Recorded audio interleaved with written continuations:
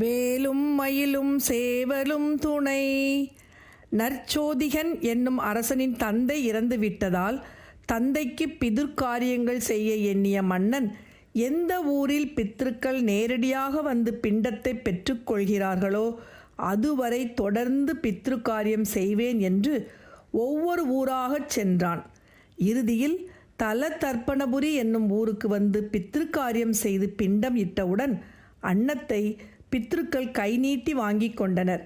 திலம் என்றால் எல் என்று பொருள்.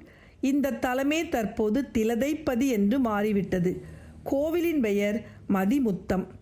ராமபிரான் வனவாசம் சென்றபோது அவரது தந்தையாகிய தசரதன் இறந்துவிட்டதால் அவர் திரும்பி வரும் வழியில் இத்தலத்திற்கு வந்து தனது தந்தைக்கும் தனக்கு உதவி செய்த ஜடாயுவுக்கும் தர்ப்பணம் செய்தார்.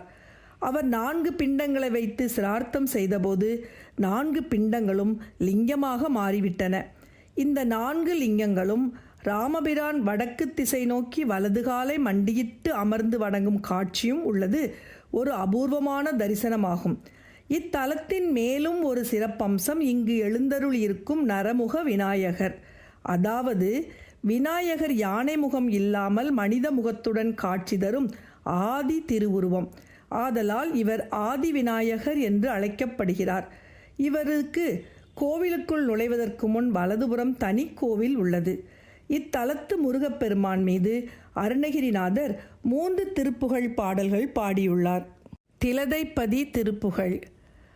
மகர குளை கிளுந்து நயன கடை கிழங்கு வசியச் சரத்தி ஐந்த குறியாலே வடவற்பதை துறந்து களபக் குடத்தை வென்று மதர்வில் பனை தெழுந்த முலை மீதே உகமை பதைத்து நெஞ்சும் விரகக் கடல் பொதிந்த உலைபட்டலச்சரங்கள் நலியாமல் உலகப் புகழ் புலம்பு களியற்றுணர்ச்சி கொண்டுன் உரிமை புகழ் பகர்ந்து திரிவேனோ புகர்கை கரிப்பொதிந்த முளரி குளத்திழிந்த பொழுதில் கரத்தொடர்ந்து பிடிநாளில் பொறுமித்திகைத்து நின்று வரதற்கடை கலங்கள் புகுதக் கணத்து வந்து கையிலாரும் திகிரிப்படத் துறந்த வரதற்குடன் பிறந்த சிவைதற்பறைக்கு செய்த புதல்வோனே